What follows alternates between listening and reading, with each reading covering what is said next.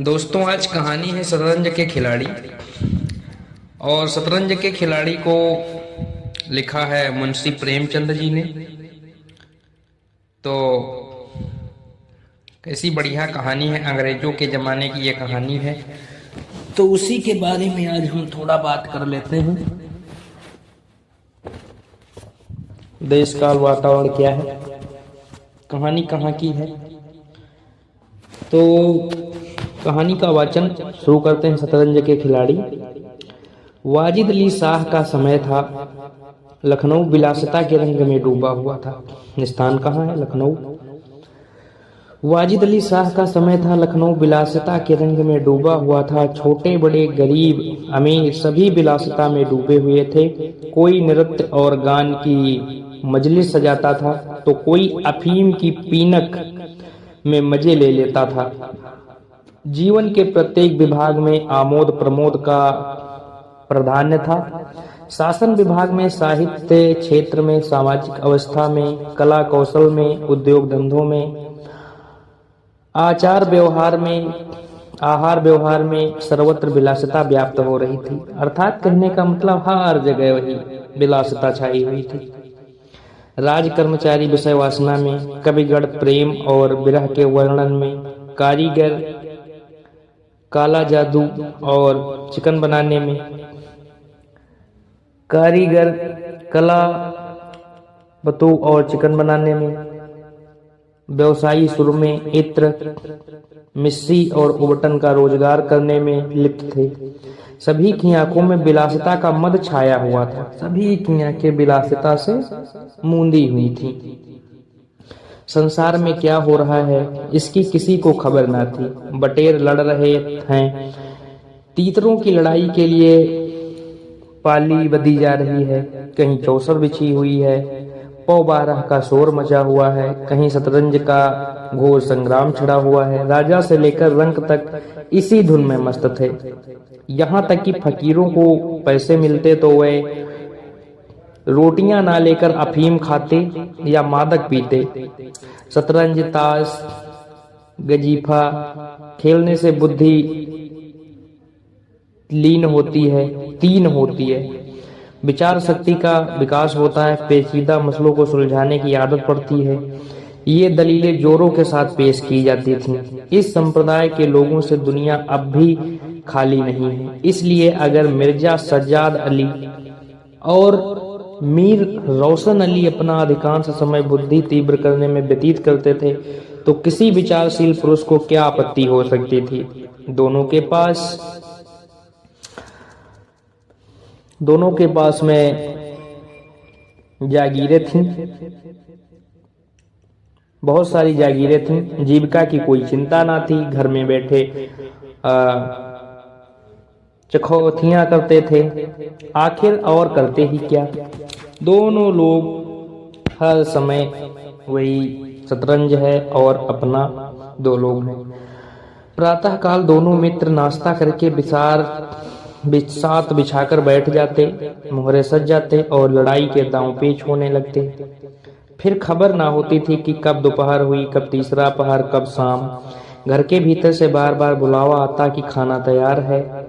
यहाँ से जवाब मिलता, चलो आते हैं, बस्तर ख्वान बिछाओ। यहाँ तक कि बावर्ची विवश होकर कमरे में ही खाना रख जाता था। और दोनों मित्र दोनों काम साथ साथ करते थे। मिर्जा सज्जाद अली के घर में कोई बड़ा बूढ़ा ना था, इसलिए उन्हीं के दीवान खाने में बाजियां होती थीं। मगर यह बात ना थी कि मिर्जा के घर के और लोग इस व्यवहार से खुश हों। घर वालों का तो कहना ही क्या, मोहल्ले वाले घर के नौकर चाकर तक नित्य द्वेषपूर्ण टिप्पणियां किया करते थे। बड़ा मनहूस खेल है, घर को तबाह कर देता है, खुदा ना करे किसी को इसकी बाट पड़े। आदमी दीन दुनिया के काम का नहीं रहता, ना घर का ना घाट का। बुरा रोग है। यहाँ तक कि मिर्जा की बेगम साहब को इससे इतना द्वेष था कि अवसर पाकर पति को लताड़ती थीं, पर उन्हें इसका अवसर मुश्किल से मिलता था। वह सोती ही रहती थी, तब तक उधर बाजी बिछ जाती थी और रात को जब वो सो जाती थीं तब कहीं मिर्जा जी घर में आते थे। हाँ, नौकरों पर अपना वह गुस्सा खूब उतारती थी।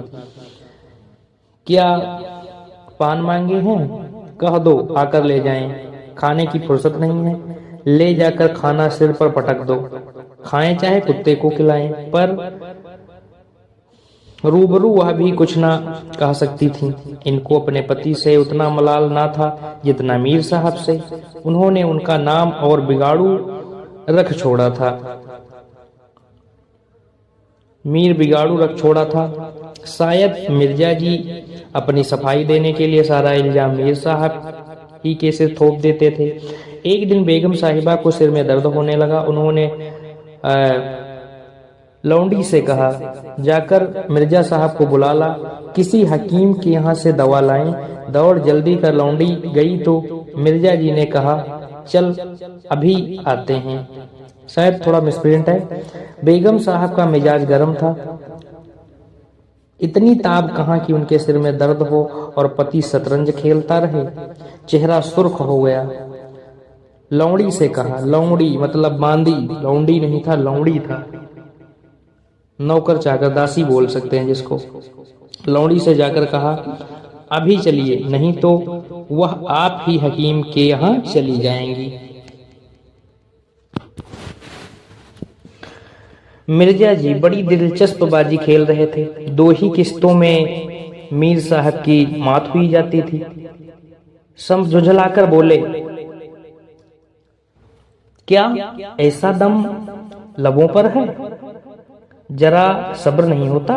मीर, अरे तो जाकर सुनही आइए ना। औरतें नाजुक मिजाज की होती ही हैं। वाह, नाजुक। मिर्जा, जी हाँ, चलो, क्यों न जाऊं। 2 किस्तों में आपकी मौत होती है। मीर, जनाब, इस भरोसे ना रहिएगा। वह चाल सोची है कि आपके मोहरे धरे रहें और मौत हो जाए। पर जाइए, सुनाइए, क्यों ख्वामखाह उनका दिल दुखाइएगा।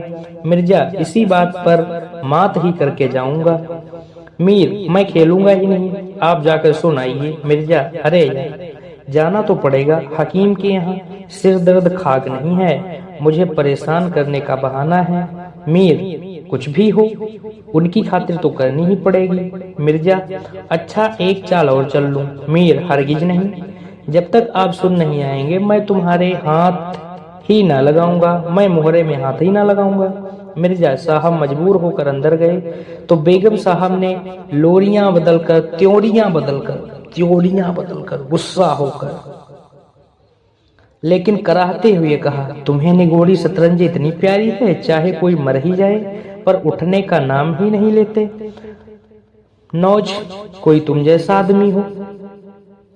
मिर्जा, क्या कहूँ, मीर साहब मानते ही ना थे। बड़ी मुश्किल से पीछा छुड़ा कर आया हूँ। बेगम, क्या जैसे वह खुद निकट्टू हैं वैसे ही सबको समझते हैं। उनके भी बाल बच्चे हैं, सब या सबका सफाया कर डाला। मिर्जा, बड़ी लती आदमी है। मिर्जा साहब कहते हैं, बड़ा लती आदमी है। जब आ जाता है तब मजबूर होकर मुझे भी खेलना पड़ता है। बेगम, दुत्कार क्यों नहीं देते? मिर्जा, बराबर के आदमी हैं, उम्र में दर्जे में मुझसे 2 अंगुल ऊंचे, मुलाहिजा करना ही पड़ता है। बेगम, तो मैं ही दुत्कार देती हूँ। नाराज हो जाएंगे तो हो जाएं, कौन किसी की रोटियां चला देता है। रानी रूठेंगी, अपना सुहाग लेंगी। हिरिया, जा बाहर से शतरंज उठा ला। मीर साहब से कहना, मियाँ अब ना खेलेंगे, आप तशरीफ ले जाइए। मिर्जा, हाँ हाँ, ऐसा गजब भी ना करना। जलील करना चाहती हो क्या? ठहर हिरिया, कहाँ जाती है? बेगम, जाने क्यों नहीं देते? मेरा ही खून पिए जो उसे रोके। अच्छा, उसे रोका, मुझे रोको तो जानू। यह कहकर बेगम साहिबा झल्लाई हुई दीवान खाने की तरफ चली। मिर्जा बेचारे का रंग उड़ गया। मिर्जा साहब के चेहरे का रंग फक हो गया। बीबी के मिन्नतें करने लगे, खुदा के लिए तुम्हें हजरत हुसैन की कसम है, मेरी ही मैयत देखे जो उधर जाए। लेकिन बेगम ने एक ना मानी। दीवान खाने के द्वार तक गईं, पर एकाएक परपुरुष के सामने जाते पांव बंध से गए। भीतर झांका, संयोग से कमरा खाली था। मीर साहब ने एक दो मोहरे इधर उधर कर दिए थे और अपनी सफाई जताने के लिए बाहर टहल रहे थे। फिर क्या था, बेगम ने अंदर पहुंचकर बाजी उलट दी। मोहरे कुछ तख्त के नीचे फेंक दिए, कुछ बाहर, और किवाड़े अंदर से बंद करके कुंडी लगा दी। मीर साहब दरवाजे पर तो थे ही। मोहरे बाहर फेंके जाते देख चूड़ियों की खनक भी कान में पड़ी। फिर दरवाजा बंद हुआ तो समझ गए बेगम साहब बिगड़ गईं। चुपके से घर की राह ली, चुपके से खसक लिए। मिर्जा ने कहा, तुमने गजब किया बेगम, अब मीर साहब इधर आए तो खड़े खड़े निकलवा दूंगी। इतनी लोग खुदा से लगाते तो वली हो जाते। आप तो शतरंज खेले और मैं यहाँ चूल्हे चक्की की फिक्र में सिर खपाऊं। जाते हो हकीम साहब के यहाँ की अब भी तामुल है। मिर्जा घर से निकले तो हकीम के घर जाने के बदले मीर साहब के घर पहुंचे और सारा वृतांत कहा। मीर साहब बोले, मैंने तो जब मोहरे बाहर आते देखे तभी ताड़ गया, फौरन भागा। बड़ी गुस्सेवर मालूम होती हैं। महिलाएं गुस्सेवर होती ही हैं। कहा, बड़ी गुस्सेवर मालूम होती हैं, मगर आपने उन्हें यूं सिर चढ़ा रखा है, यह मुनासिब नहीं। उन्हें इससे क्या मतलब कि आप बाहर क्या करते हैं? घर का इंतजाम करना उनका काम है और दूसरी बातों से उन्हें क्या सरोकार? मिर्जा, खैर यह तो बताइए, अब कहाँ जमाव होगा? मीर, इसका क्या गम है, इतना बड़ा घर पड़ा हुआ है, बस यही जमे। मिर्जा, लेकिन बेगम साहबा को कैसे मनाऊंगा? जब घर पर बैठा रहता था तब तो वह इतना बिगड़ती थी, यहाँ बैठक होगी तो शायद जिंदा ना छोड़ेंगी। मीर, अजी बकने भी दीजिए, 2-4 रोज में आप ही ठीक हो जाएंगी। हाँ, आप इतना कीजिए कि आज से जरा तन जाइए। मीर साहब की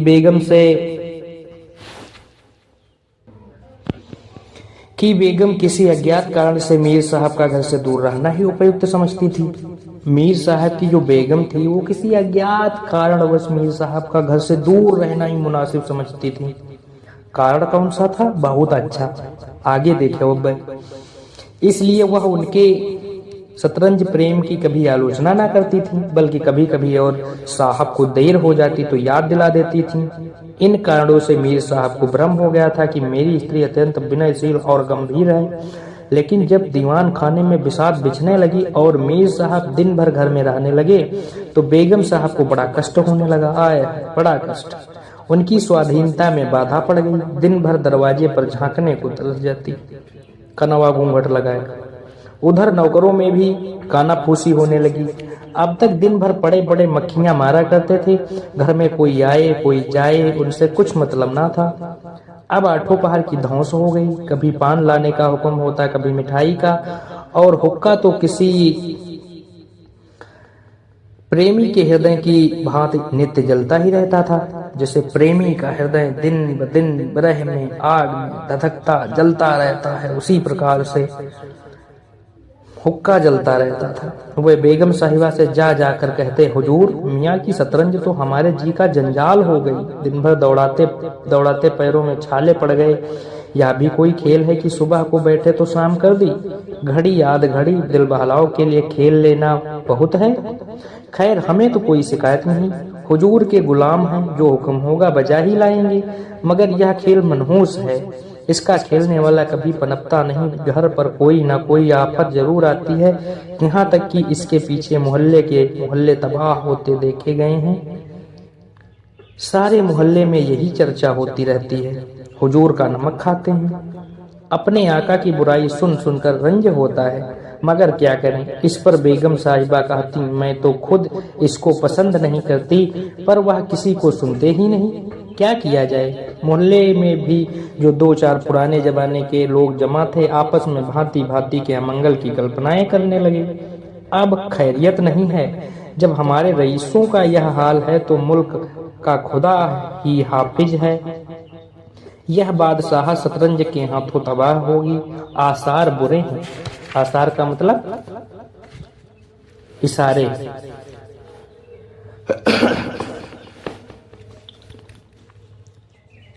राज्य में हाहाकार मचा हुआ था। प्रजा दिन दहाड़े लूटी जाती थी, कोई फरियाद सुनने वाला ना था। देहातों की सारी दौलत लखनऊ में खिंची जाती थी और वह बेश्याओं में, भांडों में और विलासिता के अन्य अंगों की पूर्ति में उड़ जाती थी। अंग्रेज कंपनी का ऋण दिन दिन बढ़ता जाता था। कमली दिन दिन भीख मांगकर भारी होती जाती थी। देश में सुव्यवस्था न होने के कारण वार्षिक कर भी वसूल होता था।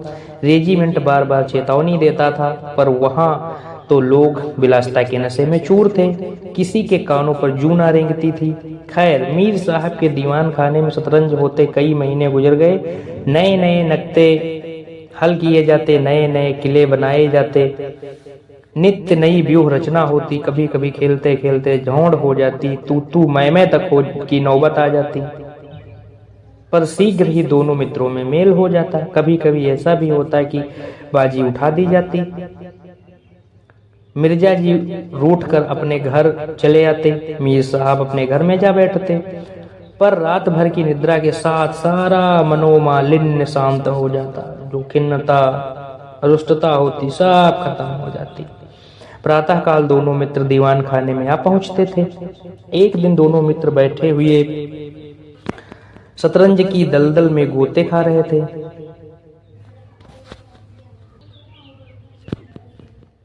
कि इतने में घोड़े पर सवार एक बादशाही फौज का अफसर मीर साहब का नाम पूछता हुआ आ पहुंचा। मीर साहब के होश उड़ गए। वह क्या बला सिर आई, यह क्या बला सिर आई, यह तलगी किस लिए? नौकरों से बोले, कह दो घर में नहीं। सवार, घर में नहीं है तो कहाँ है? नौकर, यह मैं नहीं जानता। क्या काम है? सवार, काम तुझे क्या बताऊंगा, हुजूर में तलबी है। शायद फौज के लिए कुछ सिपाही मांगे गए हैं। जागीरदार हैं कि दिल लगी, मोर्चे पर जाना पड़ेगा तो आटे दाल का भाव मालूम हो जाएगा। नौकर, अच्छा तो जाइए, कह दिया जाएगा। सवार, कहने की बात नहीं है, मैं कल खुद आऊंगा, साथ ले जाने का हुक्म हुआ है। सवार चला गया। मीर साहब की आत्मा कांप उठी। मिर्जा जी बोले, कहिए जनाब, अब क्या होगा? मिर्जा, बड़ी मुसीबत है, कहीं मेरी तलबी भी ना हो। मीर, कमबख्त, कल फिर आने को कहा गया है। मिर्जा, आफत है और क्या, कहीं मोर्चे पर जाना पड़ा तो बेमौत मरे। मीर, बस यही एक तदबीर है कि घर पर मिलो ही नहीं। कल से गोमती पार कहीं वीराने में नक्ता जमे, वहां किसे खबर होगी? हजरत आकर आप लौट जाएंगे। मिर्जा, वल्लाह आपको खूब सूझी, इसके सिवा और कोई तदबीर ही नहीं है। तदबीर का मतलब उपाय। इधर मीर साहब की बेगम उस सवाल से कह रही थी, तुमने खूब बताया, खूब धता बताया। उसने जवाब दिया, ऐसी गावदियों को तो चुटकियों पर नचाता हूँ। कहा, ऐसी गावदियों को मतलब ऐसे गधों को, मूर्खों को चुटकियों पर नचाता हूँ। इनकी सारी अकल और हिम्मत तो शतरंज ने चर ली, अब भूल कर भी घर पर ना रहेंगे। दूसरे दिन से दोनों मित्र मुंह अंधेरे घर से निकल खड़े होते। बगल में छोटी सी दरी दबाए, डिब्बे में गिलोरियां या गोटियां भरे गोमती पार जाकर एक पुरानी मस्जिद में चले जाते, जिसे शायद नवाब आसफुद्दौला ने बनवाया था। रास्ते में तंबाकू, चिलम और मदरिया भी ले लेते और मस्जिद में पहुंच दरी बिछा हुक्का भरकर शतरंज खेलने बैठ जाते थे। फिर उन्हें दीन दुनिया की फिक्र न रहती थी। किस्त, सह, आदि, सो आदि दो एक शब्दों के सिवा उनके मुंह से और कोई वाक्य नहीं निकलता था।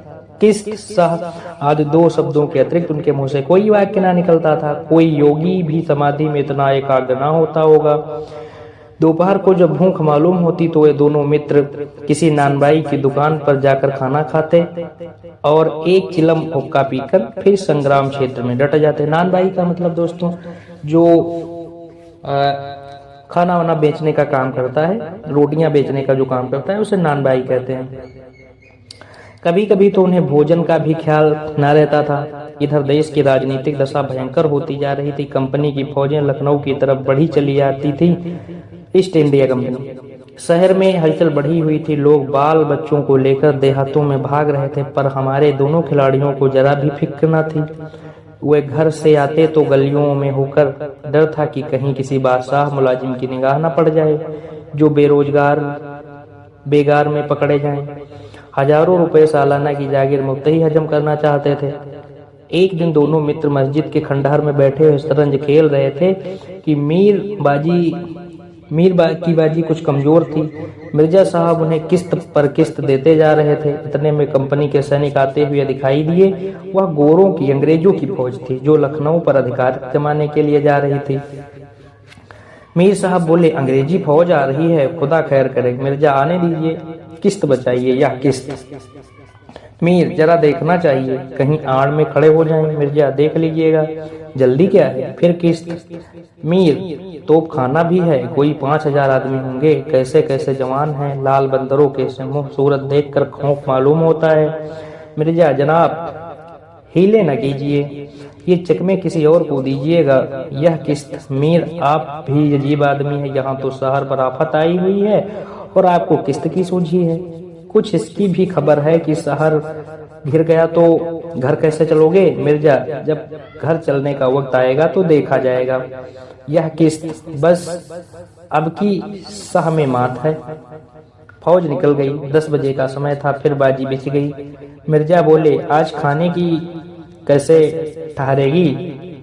मीर, अजी आज तो रोजा है, क्या आपको ज्यादा भूख मालूम होती है। मिर्जा, जी नहीं, शहर में ना जाने क्या हो रहा है। मीर, शहर में कुछ ना हो रहा होगा, लोग खाना खा खा कर आराम से सो रहे होंगे। हुजूर, नवाब साहब भी ऐस गाह में होंगे। दोनों सज्जन फिर जो खेलने बैठे तो 3 बज गए। अब की मिर्जा जी की बाजी कमजोर थी। 4 का गजर बज ही रहा था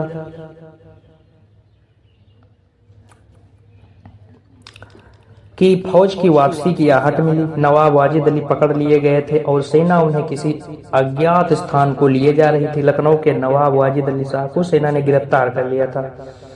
शहर में कोई ना हलचल थी, ना मार काट, एक बूंद भी खून नहीं गिरा था। आज तक किसी स्वाधीन देश के राजा की पराजय इतनी शांति से, इस तरह खून बहे बिना ना हुई होगी। यह वह अहिंसा ना थी जिस पर देवगढ़ प्रसन्न होते। यह वह कायरपन था जिस पर बड़े बड़े कायर भी आंसू बहाते हैं। अवध के विशाल देश का नवाब बंदी चला जाता था और लखनऊ ऐश की नींद में मस्त था। यह राजनीतिक अधा पतन की चरम सीमा थी। मिर्जा ने कहा, हुजूर, नवाब साहब को जालिमों ने कैद कर लिया है। मीर, होगा, वह लीजिए शाह, यह लीजिए शाह। मिर्जा, जनाब जरा ठहरिए, इस वक्त इधर तबीयत नहीं लगती। बेचारे नवाब साहब इस वक्त खून के आंसू रो रहे होंगे। मीर, रोया ही चाहे, यह ऐश वहां कहाँ नसीब होगा। यह किस्त। मिर्जा, किसी के दिन बराबर नहीं जाते, इतनी दर्दनाक हालत है। मीर, हाँ सो तो है ही। वह लो, फिर किस्त।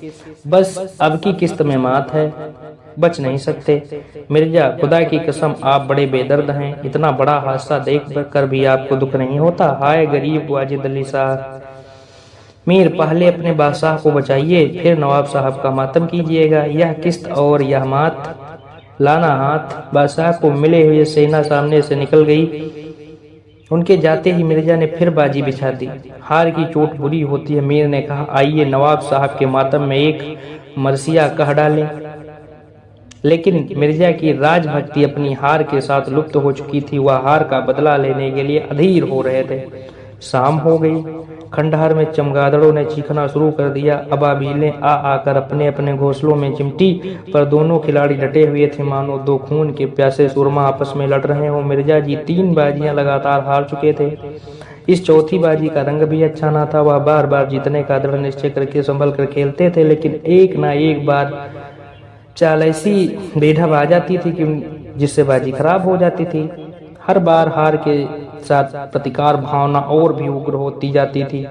उधर मीर साहब मारे उमंग के गवाले गाते थे, चुटकियां लेते थे मानो कोई गुप्त धन पा गए हों। मिर्जा जी सुन सुनकर झुंझलाते और हार की जेब मिटाने के लिए उनकी दाद देते थे, पर ज्यों क्यों बाजी कमजोर पड़ती धैर्य हाथ से निकला जाता था। यहाँ तक कि वह बात बात पर झुंझलाने लगे, जनाब आप चाल बदला न कीजिए। यह क्या कि एक चाल चले और फिर उसे बदल दिया। जो कुछ चलना हो एक बार चल दीजिए। यह आप मोहरे पर हाथ क्यों रखते हैं? मोहरे को छोड़ दीजिए। जब तक आपको चाल ना सूझे मोहरा छुइए ही नहीं। आप एक एक चाल आधा घंटे में चलते हैं, इसकी समझ नहीं। जिसे एक चाल चलने में 5 मिनट से ज्यादा लगे उसकी मात समझी जाएगी। फिर आपने चाल बदली, चुपके से मोहरा वहीं रख दीजिए। मीर साहब फर्जी पिटता था, बोले मैंने चाल चली ही कब थी? मिर्जा आप चाल चल चुके थे, मोहरा वहीं रख दीजिए। उसी घर में। मीर उस घर में क्यों रखूं? मैंने हाथ से मोहरा छोड़ा ही कब था? मिर्जा मोहरा आप कयामत तक न छोड़े तो क्या चाल ही ना होगी? फर्जी पिटते देखा तो धांधली करने लगे। मीर धांधली आप करते हैं, हार जीत तकदीर होती है। हाँ, हार जीत तकदीर होती है, धांधली करने से कोई नहीं जीतता। मिर्जा तो इस बाजी में तो आपकी मात हो गई। मीर मुझे क्यों मात होने लगी? मिर्जा अब मुस्कुरा उसी घर में रख दीजिए, मोहरा उसी घर में रख दीजिए जहाँ पहले रखा जाता था। थोड़ा दोस्तों मिसप्रिंट है, पुस्तक में थोड़ा छोटे शब्द हैं, इसीलिए गड़बड़ हो जाता है कभी कभी। मीर वहाँ क्यों रखूं? नहीं रखता। मिर्जा क्यों न रखिएगा, आपको रखना होगा। तकरार बढ़ने लगी। दोनों अपनी अपनी टेक पर अड़े थे। ना यह दबता था ना वह। आप प्रासंगिक बातें होने लगी। मिर्जा बोले किसी ने खानदान में शतरंज खेली होती तब तो इसके कायदे जानते, वे तो हमेशा घास छीला किए। आप शतरंज क्या खेलिएगा? रियासत और चीज है, जागीर मिल जाने से कोई रईस नहीं हो जाता। मीर क्या घास आपके अब्बाजान छीलते होंगे? यहाँ तो पीढ़ियों शतरंज खेलते चले आ रहे हैं। मिर्जा अजी जाइए भी, गाजीउद्दीन हैदर के यहाँ बावर्ची का काम करते करते उम्र गुजर गई। आज रईस बनने चले हैं। रईस बनना कुछ दिल लगी नहीं है। मीर क्यों? अपने बुजुर्गों के मुंह में काज लगाते हो, वही बावर्ची का काम करते होंगे। यहाँ तो हमेशा बादशाह के दस्तरखान पर खाना खाते चले आए हैं। मिर्जा अरे चल बरकटे, बहुत बढ़ चढ़ कर बातें कर ली। मीर जवान संभालिएगा वरना बुरा होगा। मैं ऐसी बातें सुनने का आदी नहीं हूँ। यहाँ तो किसी ने आंख दिखाई कि उसकी आंखें निकाल ली। है हौसला? मिर्जा आप मेरा हौसला देखना चाहते हैं तो फिर आइए, आज दो दो हाथ हो जाएं, इधर या उधर। मीर तो यहाँ तुमसे दबने वाला कौन है? यह कहकर दोनों दोस्तों ने कमर से तलवारें निकाल ली। नवाबी जमाना था, सभी तलवार पेशका कटार वगैरह बांधते थे। दोनों बिलासी थे, कायर न थे। उनमें राजनीतिक भावों का आधा पतन हो गया था। बादशाह के लिए, बादशाहत के लिए क्यों मरे पर व्यक्तिगत वीरता का भाव न था। दोनों ने पैंतरे बदले, तलवारें चमकी, छपा छप की आवाजें आई। दोनों जख्म खाकर गिरे और दोनों ने वही तड़प तड़प कर जाने दे दी। अपने बादशाह के लिए जिनकी आंखों में एक बूंद आंसू ना निकला, उन दोनों प्राणियों ने शतरंज की वजीर की रक्षा के लिए प्राण दे दिए। अंधेरा हो चला, बाजी बिछी हुई थी। दोनों बादशाह अपने अपने सिंहासनों पर बैठे हुए मानो इन वीरों की मृत्यु पर रो रहे थे। चारों तरफ सन्नाटा छाया हुआ था। खंडहर की टूटी हुई महराबें, गिरी हुई दीवारें और धूल धूसरित मीनारें इन लाशों को देखती और सिर धुलती थी। तो ये दोस्तों हुई आज हमारी शतरंज के खिलाड़ियों की कहानी। कमेंट में बताइए कैसी लगी और सब्सक्राइब भी चैनल कर लीजिएगा। जय हिंद दोस्तों।